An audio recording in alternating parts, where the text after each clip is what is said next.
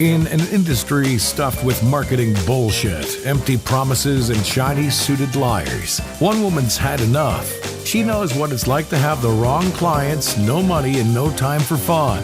But she also knows how to fix it. And on the Business for Superheroes show, she promises to tell the down and dirty truth about business, sales, and running away with the circus. Here's your host, Vicky Fraser. Hello, and welcome to the Business for Superheroes show. Why are you rolling your eyes at me? Why the voice? It's my voice. That wasn't there, was it? That was like... Okay, anyway, carry on. The thing is, though, you've created this thing now where I don't know how to talk anymore because... Well, not like that, clearly. Because I'm like... Try another one. Oh, no. Screw this, screw you, screw everything. Okay. Hi. I'm not talking to you anymore. You got to, for at least half an hour. Hi, welcome to... I don't know. You do it. Hi, and welcome to Business for Superheroes. That was rubbish. I'm Vicky Fraser, and this is my husband, Joe. Hi. No, hello. That was how you do it. Right, okay. Enough of that. I've got no idea what's going on now. I'm back in the UK, just briefly. Briefly, I was in Ireland, and so you're back today, which is great, because we had to jiggle things around last week, didn't we? Because I realised I went off to Ireland and we hadn't recorded a podcast. Which was pretty poor planning. It was, but it meant that I got to put Kim's interview up a week early, which is really, really cool. Kim's cool. Hi, Kim. Hi, Kim. Which is an ace interview, so that's really great. But yeah, I was in Ireland with all kinds of people, including Wegard. Hi, Wegard. We did until you were drinking your beer then. Hi, Wegard. And Wegard's in the mountains at the moment, skiing. Oh, man, I saw her on Facebook. Yeah. Anyway, yeah, screw you, Wegard.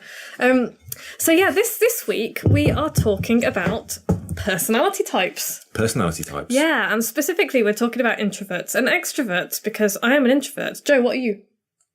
I don't really know how I'm classified, to be honest. I do well in small groups. Okay. Or one-to-one. See, that's actually a really interesting thing to say because I don't like classifying people in neat little boxes either, but people tend to be generally introverted or generally extroverted, and it does depend on what situation you're in and all the rest of it, but there's quite a simple test that, there's like a bazillion complicated personality tests on the internet, and loads of people claim to be like a really rare antisocial type of personality, but there's actually a pretty simple test you can do for whether you're an introvert or an extrovert. So let me ask you this question, Joe. When you've been at a party or a conference or somewhere around loads and loads of people, and it's been kind of like loads of people and loads of stuff going on, and loads of interaction, when you get back, do you still feel full of energy or are you knackered? I'm quite likely to, read a book and go quiet on my own. Oh, so you're probably an introvert then, because I love being around people and being at parties, but I'm absolutely knackered when I get back. Because you know what it's like when we're out, we'll be like, party, and then a switch will flip and I'll be like, right, we need to go home now. We're going now. Hate these people. That's not true, I don't say that. But I do say, we need to leave now. Yes, that's my subtle cue to leave now. So yeah, but it's because I get completely wiped out. Like, just completely over people. So that's the simple test, is it? If at the end of a party, you're energised by people, you're an extrovert, and if you're knackered and want to wrap a damp towel around your head and read a book, you're an introvert. Pretty much. But I mean, like I said, I don't think you can really categorise people that easily because I think that generally people are kind of more introverted or more extroverted. Mm-hmm. But there are situations where you'll be, you might kind of swing the other way, so to speak. So, by the way, I am neither shy nor antisocial, and I don't hate people at all. I love people. I'm not shy. I just find people exhausting. It's just tiring. It is tiring. It is. I think most people find social I don't know, maybe. I think most people find social interaction with people they don't know, particularly if they're trying to be polite or, create an impression that isn't entirely natural. I think everyone finds that a bit tiring. I don't know. I don't think everyone does. I don't think so. I think that that's your perspective from being tending to be more introverted. But like your mum, for example, doesn't have any trouble at all talking to anybody ever. You reckon? Yeah. And nor does my mum, for that matter. Well, your mum can't hear them, usually, and possibly can't see them either, so she just goes for it. That's not entirely true. But no, my mum will talk to anybody happily. And I know, I've got friends who are extroverts. And by the way, this is going to be like an instruction manual for how to not bulldoze over as introverts. This little podcast is. But I've got friends who, just will just talk to anybody, and I envy them that because it's just kind of... Yeah, it's a skill, isn't it? It is a skill. Or is it? Well, can you teach it? Can you learn it? Well, it's funny you should say that because I think you can, and I was gonna talk about that later. Okay. Sorry for not reading the notes. No, I don't. That's cool, but... I was thinking, yeah, you can learn it. And I think that what introverts do, because you know how, I love performing. I do pole stuff. I perform on stage in circus stuff. And, I want to vomit every time because it's terrifying, but I love it. I love being out there and doing the performance thing. And it's the same when I do my workshops and my, talks in front of people. Scary and stressful, but brilliant. Yeah, and I love it. And so just because you're an introvert doesn't mean that you can't do that stuff. That was Joe's phone. Poor skills. Yeah. No. So yeah, I can go to parties and kind of be the life and soul of the party, but that's not my natural tendency. It's you learn it. So, do you remember? I was having a conversation with a really good friend of mine who was traveling, and she found herself in the middle of nowhere in like a cabin with very few people. Who spoke English. Right. And she's quite extroverted, and so she gets her energy from other people. And we were having a chat on the phone, and I was like, and she was like, oh, it's really great, but I miss people. And I was just like, that sounds like my ideal holiday, just like a cabin in the middle of nowhere with no people and nobody to talk to for a few weeks.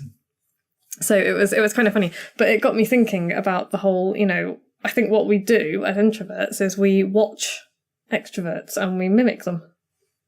Do we? Do you? Yeah, I think so. Okay. And because I've been not sure I do. Well, maybe you're not an introvert. Maybe you're just like a Marmite man. Yeah. I don't know. I think it's more complicated than you're an introvert or you're an extrovert. I think there's more shades to it, and there's more. Totally. It's more circumstantial and enthusiasm and all kinds of different things interact to make you be the person you are on that day. That's all true, but whatever situation I'm in, if there are lots of people, I have never come away from a social situation feeling like, I'm really full of energy. I've always come away thinking, now I need to be on my own. Let me get into my hotel room and close the door. Yeah, and it's kind of... So when I host my own events and workshops and things, part of me thinks, I should be being the life and soul of the party because this is my thing. But then the other part of me is like... Getting drunk and poking people in the eye. But then the other part of... Hi, John. Then the other part of me is like... is kind of like, well, A, I'm running this event, so I kind of need to... I feel a responsibility to be sensible about it and get good sleep. And B, I just find it's not me. It would be forced after a while. And I don't think that's useful either. But you can kind of learn this stuff. But anyway, the reason that I'm kind of talking about this, or I wanted to talk about this, is because I got interviewed by a magazine called Wallflower a couple of weeks ago. Wallflower. It's a magazine for introverts, which kind of just made me roll my eyes a bit because I'm not a wallflower, am I? I don't think so, no. No. Anyway, but it's always nice to be interviewed, so I was quite chuffed about that. About what it's like to be a vaguely successful introverted entrepreneur. Are you a vaguely successful... That's quite... Well, they called me a successful entrepreneur. Wow. I'm clarifying it. You've made it big time. You being featured in Wallflower magazine is almost as good as me being featured in Margarine Monthly. Which is a real thing, and I really was. I don't think that you should mock people. They interviewed me and have put me in an article, and I think that's really cool. I think that's cool too. I mean, you can carry on mocking. I'm not mocking. Screw you. What, you're kind of implying that Margarine Monthly is some kind of bad thing. Right. So anyway, they interviewed me and they asked me a few questions, and some of the questions kind of were good, and some of the questions made me roll my eyes a little bit because I don't know, because they kind of they picked an awesome photo as well. I told them to, but yeah, I mean. So they kind of asked me, they asked me what I do and all the rest of it, what my entrepreneurial duties and what I make of them. And I basically told them I help businesses to be more fucking interesting. But they also asked me, did being an introvert mainly have a positive or negative effect when starting your business? And my answer to that is, I don't know. I don't know what it's like to be an extrovert starting a business. It's kind of a crazy question. I have no frame of reference for that. So I don't know. It was interesting though, because it kind of got me thinking about, well, okay, how would I have done things if I was an extrovert? And maybe it would have been easier to go to networking meetings and do the whole, rainbow vomiting on people's faces thing, and that kind of thing. Is rainbow vomit obligatory at networking meetings? No, but there's this meme on the web of net, and it's that I'm right now I'm showing Joe the meme on So it's got two stick people, one of whom has the letters ENFP. I don't know what that means. It's like an extrovert personality type. Okay. And they are shouting a rainbow all over the int J. Which is like an introverted personality type. Okay. I think I'm like INFP or something I came out as. Anyway, but that kind of sums up how introverts feel in a room full of extroverts, or how I feel. I don't want to speak for all introverts everywhere, but how I feel when I'm with an extroverted person, it's kind of like I feel like I'm being bombarded by energy. Demands. But yeah, by demands, not so much by energy, because what I feel is that, and this is going to sound really awful because because extroverts are amazing people and they're just different, but they get their energy from other people, from being with other people, whereas introverts get their energy from being alone and being solitary. And so it's kind of like extroverts are sucking the energy out of me in a kind of face hugger. It's quite rainbow face hugger way, but in the nicest possible way. It's not like a deliberately, I'm going to destroy you. But yeah, anyway, that's why we're talking about this week, because I did this interview and then I was thinking about it really, how many business owners are introverts or extroverts, and does it make a difference? And then I happened to catch a podcast by John Carson and Kevin Rogers, and they were actually talking about this. Okay. It's like the whole red car thing. You buy a red car and then suddenly there's red cars everywhere. Sure. It's like I was thinking about being an introvert and suddenly there's stuff about introverts everywhere. Yeah, and so I learned quite a lot of stuff from that actually. I haven't finished listening to it yet, but it's very interesting. And they told me that psychologists think around 30% of people are introverts. So there's more extroverts around vomiting rainbows all over us. Sure. Than there are introverts. And the world's kind of set up for extroverts as well. It's like, it's certainly in the Western world, we seem to I guess to value extroverts more. I guess extroverts are possibly more likely to ask for things, be it help or a pay rise or that job or the opportunity to do something, whereas the introvert is a bit more likely to be reticent about sort of requests and suggestions and demands, which probably means that more opportunities come the way of the extrovert. Maybe, yeah. And yeah, maybe it's something and it's not that perhaps that we're reticent about it, it's just that perhaps we quietly keep our heads down and get on with it. And we're perhaps not noticed as much. Yeah. So not even that you don't ask for it, because I'm not shy about asking for what I want now. Although I don't think that's anything to do with being extroverted or introverted. I think it's just that I have more confidence now than I did. Which has nothing to do with introvert or extrovert. Do you not think? No, I don't think so. Okay. I don't think so. I'd have thought there's some correlation there. Correlation is not causation. I didn't say there was any causation there. Anyway, but I was listening to this podcast with John Carson and Kevin Rogers, and it was really interesting because they've been in the copywriting game for probably longer than I've been alive. John Carson is... That's going to make them feel great. Well, they're like grown-ups, but John Carson's like legendary. Like, proper legendary. And he reckons that most of the top copywriters he's ever met and worked with have been introverts. Okay. Which is interesting. And he was, it's really careful not to say that you can't be, that you can't be a good writer if you're an extrovert or something. That's nonsense. Of course you can be. But he was positing that maybe it's because introverts are more analytical and introspective, and because we spend less time kind of socializing and rainbow vomiting on everybody, we spend more time kind of, going over stuff that we've seen and heard and considering people's emotions and motivations. Yeah, and that's not to say at all that extroverts don't consider other people's feelings and emotions, but I think... But they don't. They're just shouting rainbows all over the place, sucking up your energy. Bulldozing us. But it's not like one personality type is clever and the other isn't, or one is deep and one is shallow. It's but nothing. They're shallow. It's nothing to do with that. It's about how you get your energy, and we're actually wired differently, which is really interesting. So the front part of my brain is most active and stimulated by solitary activities, by like listening to music or reading a book, or just sitting and thinking and chilling out, or going for a run. Whereas extroverts are all wired up to be social. Yeah, so that's the back part of their brain that's most active, and that's stimulated by sensory events coming in from the outside world. So they get their stimulation from the outside world. And apparently extroverts need more dopamine than introverts do as well. So we get our dopamine highs from a lower level. Okay. Which means, I don't know, maybe you could say that maybe that explains how thrill seekers are all extroverts, but I think I'm not sure that's true. I'm not sure that's true either, because, I don't know, it's interesting, isn't it? Because I was thinking about this. I was thinking that I tend to choose sports and things that are very solitary. I hate the gym for many reasons, actually, not just because there are other people there. But like trapeze and pole and running and yoga, and it tends to be kind of quiet, introspective stuff. But then you'll also smash motorbikes around tracks and climb and... Yeah, those are not introspective, quiet little things.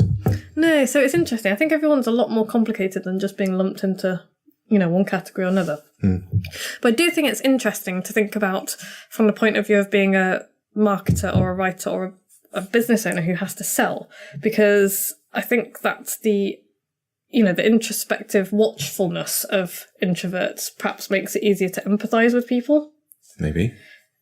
And so it's not that you can't be a really good salesperson if you're an extrovert. Of course you can be. Again, there might be there's probably a difference between a salesperson and a copywriter.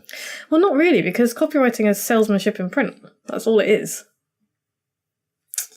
To sell well, you have to be able to empathise with it. Do you not remember that whole series of I do hostage negotiation? I do remember all of that.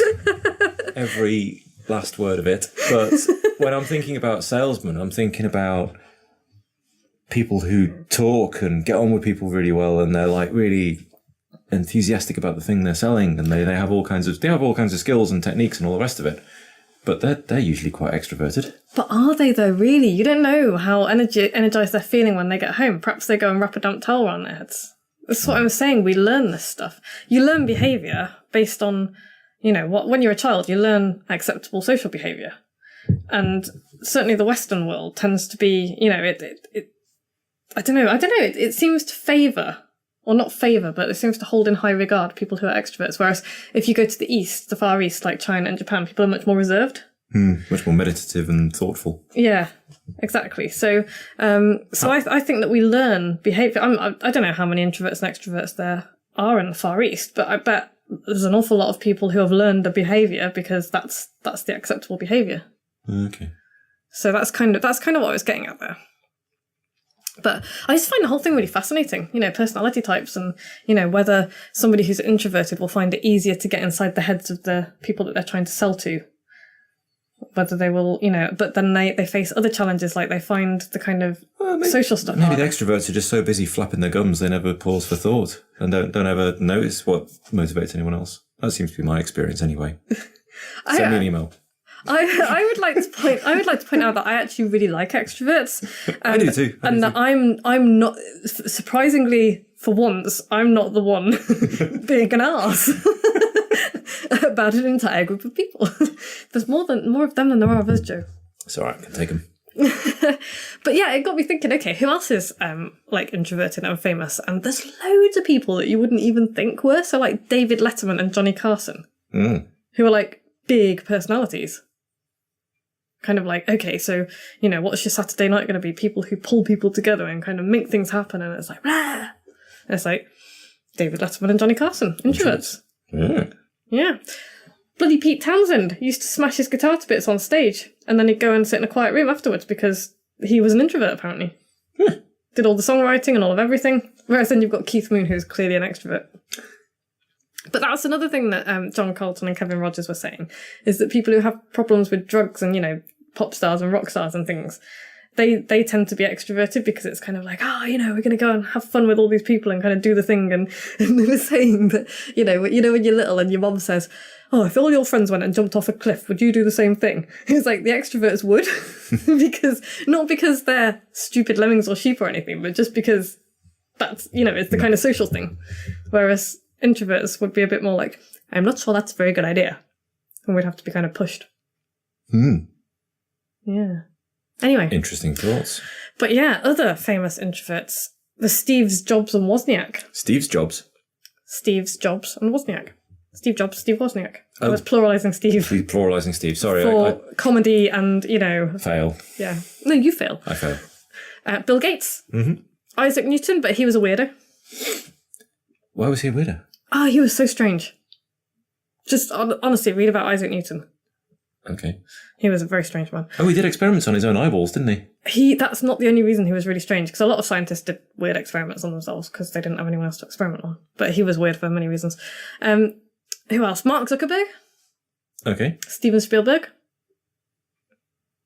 Abraham Lincoln. Abraham Lincoln? Yes, correct. Albert Einstein. Well, he was a patent clerk, wasn't he? So, yeah, he's bound to be introvert. I love your logic process there. J.K. Rowling, Barack Obama. Barack Obama's kind of surprising. Yeah. But there you go. So anyway, we rule the world, basically, introverts. Introverts. Yeah. They certainly look like achievers out of that list. Yeah. And I think it's because, well, there are theories that kind of we just sit quietly in the background, kind of turning wheels and making things happen. Pulling the levers. Pulling the levers. Yeah, like the Wizard of Oz. Yeah, like those octopuses inside goats. Yes. So, yeah, we learn to mimic extroverts, I think, and that's kind of how that's kind of how we learn how to behave to be accepted. I think it's really useful to study people. I think studying people, well, if you want to run a business and you want to sell your product or somebody else's product, you have to study people. You have to. You have to at least understand what motivates them and what their problems are and what they're thinking about. And well, actually, I think it goes deeper than that. I think you have to be fascinated by people. I think if you really want to do well and you really want to be successful, especially if you want to be a copywriter or do somebody else's marketing, you have to be fascinated by people. And it's like, you don't even have to be an amazing writer.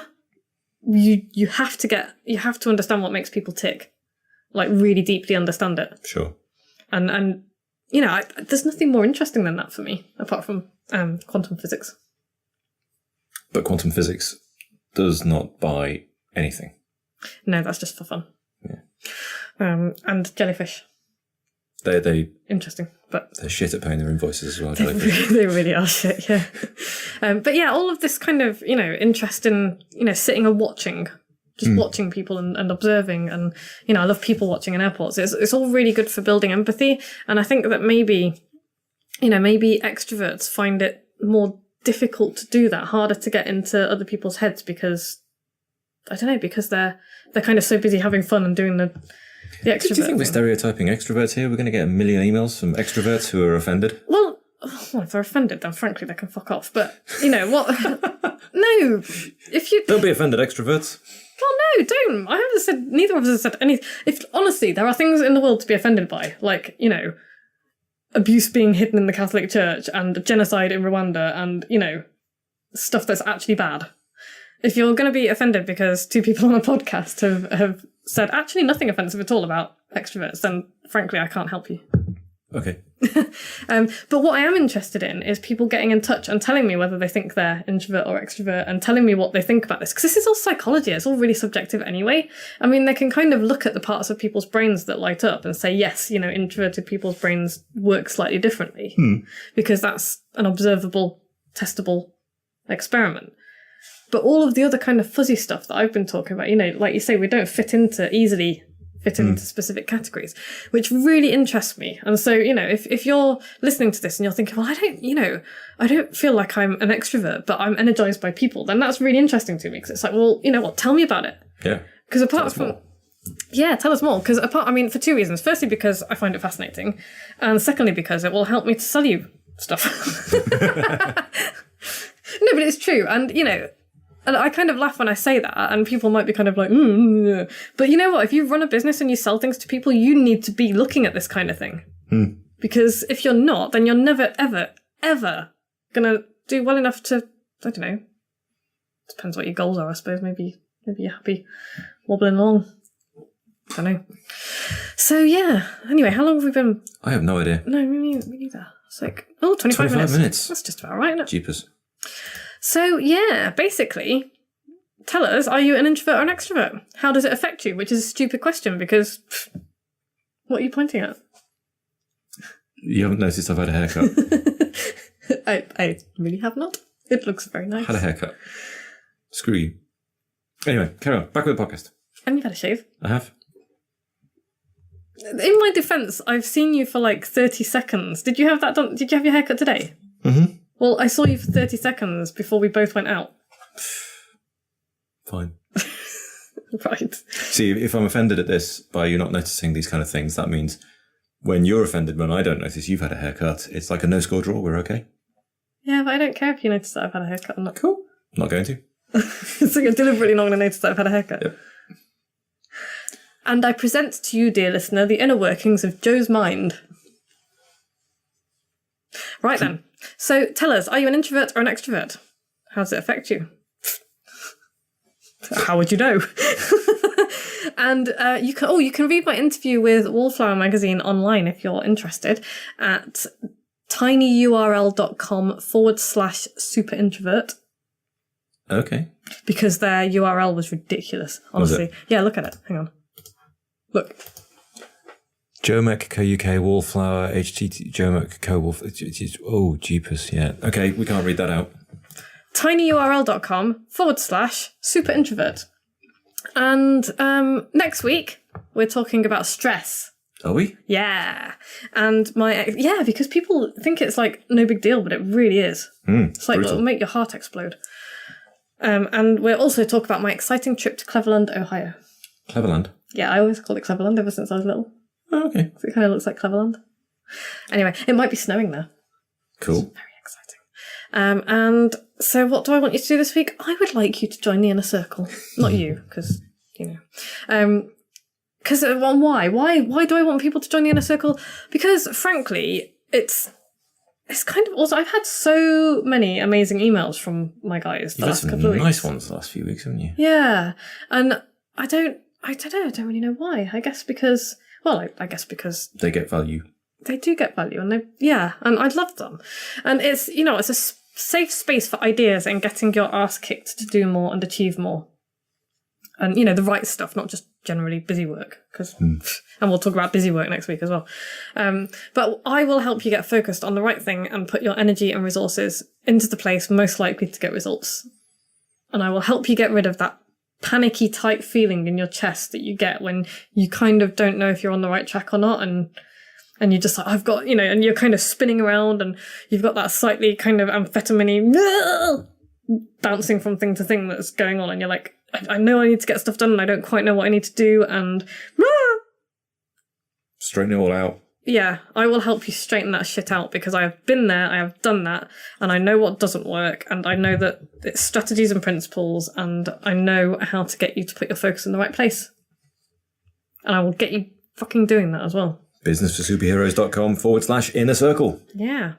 So have a splendid week, guys. If you can't have a splendid week, then I would like you to. I'd like you to try. Yeah, try. Take a deep breath. Write a list. Cross things off as you do them. Well, no, prioritise them first, because otherwise you might just be doing shit for the sake of it. Okay, don't do anything worthless. Just do the stuff that makes a difference. You know what? If you don't know what's worthless and what isn't worthless, bloody join the inner circle, and I will help you sort it out. I will help you sort it out. I promise that you will, feel better and calmer and clearer. Anyway, cool. Thanks very much, Joe. That's been interesting. No worries. It has.